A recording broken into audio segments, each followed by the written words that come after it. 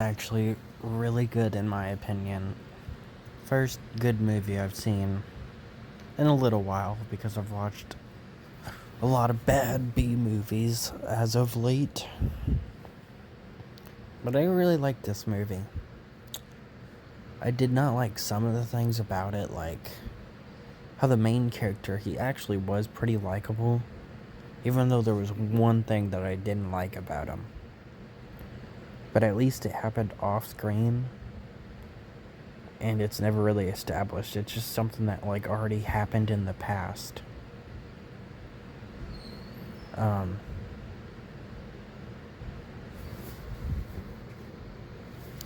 he apparently was like dating two girls, two different counselors, and like cheating on the other one, obviously. So it was a bit of a dickish thing. I've never liked cheaters. Why get in a relationship with someone if you're gonna go date someone else secretly at the same time? But besides that, he was actually pretty likable. He goes out of his way to try and save a dog from being killed that might have rabies. And he also goes out of his way to try and save a man while the other main character just tries to stop him. And she turns out to not really be that likable either, because to save her own life, she takes the thing that's turning these people into crazy, basically zombies, and won't give it to Michelle. There was 3 of them, which I thought that part was stupid. Like, oh yeah, there's exactly 3 for the 3 main characters, and they completely forget about JVR during this part. Not JVR. I don't know his name. He's just some random stranger that they bump into. Him and his family had like all these bunch of chemicals to get high and stuff. They ended up growing it in the pipes, and that got people infected and shit. Anyway, whatever. They find him, and they come up with this plan eventually when some of the crazy people try and break down the cabin. Well, actually, they're in an RV. The cabin was earlier. But they're in an RV and they're like, hey, we have to take those mushrooms or we're gonna die. Because they don't attack other crazy people. But they don't even talk about JVR during that scene. Even though he's still in the RV with them. We later watch him get killed, with his last words being about his mom. Because his mom kills him.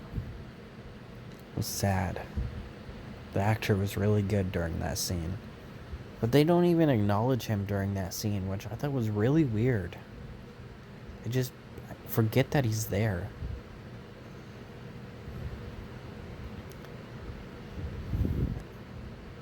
Anyway, they try and trick you multiple times. At first, they try and tell you that it's the pollen. And because they actually do that twist pretty well. Because there's pollen by the alcohol where Antonio changed. And pollen went into Michelle's eyes just a little bit before she changed. But it turned out that it was the water that changed them. Which I still don't think makes too much sense. The water because of the mushrooms were in it.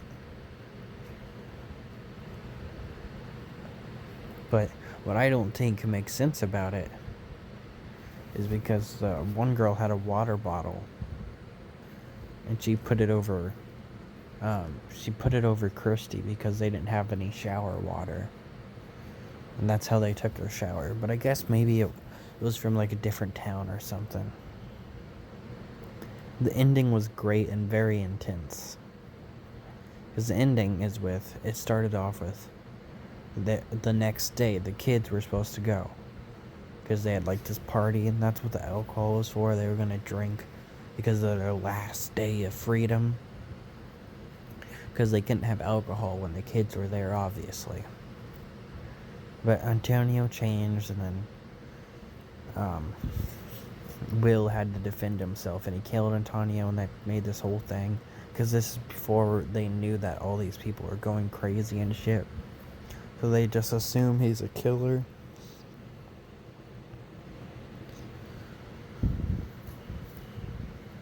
But, yeah, they were going to have the kids come over.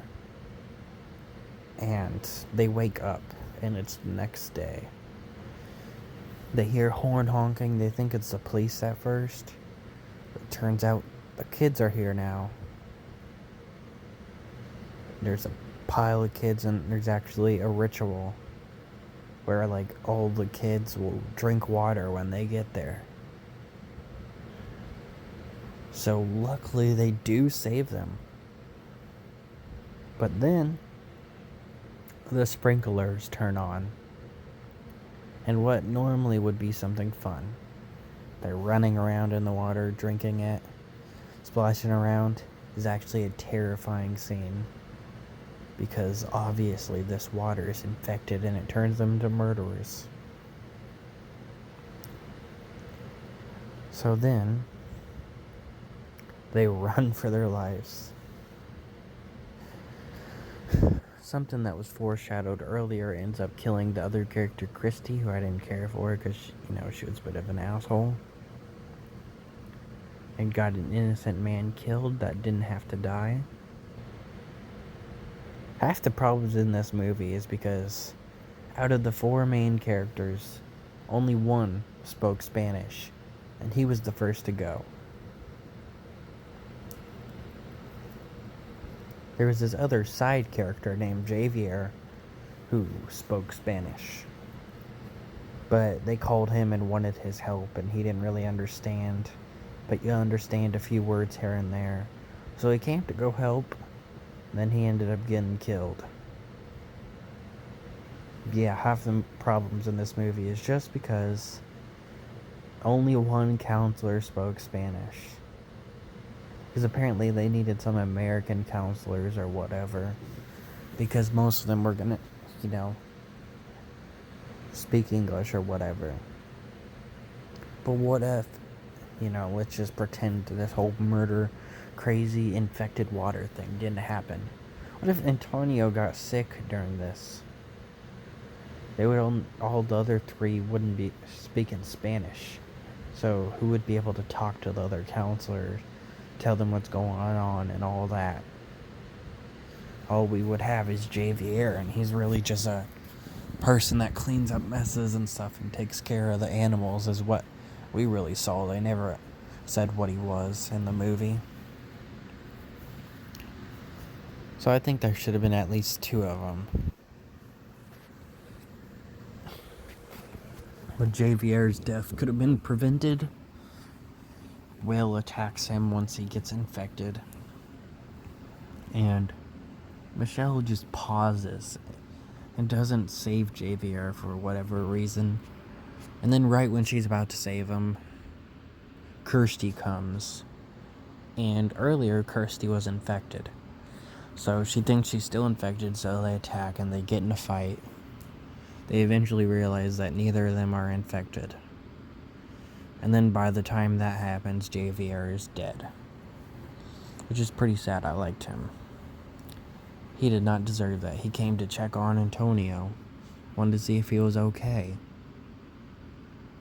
He didn't know what was going on. He was trying to speak to them. He didn't speak English. He got his little dictionary out because he was trying to understand this panicked girl. Then she just throws his dictionary on the ground. And then he's even about to beat up the person that he thinks hurt her. But she grabs him, which ends up distracting him. Which ends up getting him killed anyway. Because I think even though this was a homicidal maniac, it's not a real person. They don't think like normal people do. Or even like a serial killer would. They're just crazy. I still think Javier probably stood a chance. Because he had a big chain and there was just one of them. But yeah, this movie was pretty good and pretty entertaining, even if it was a bit confusing at times.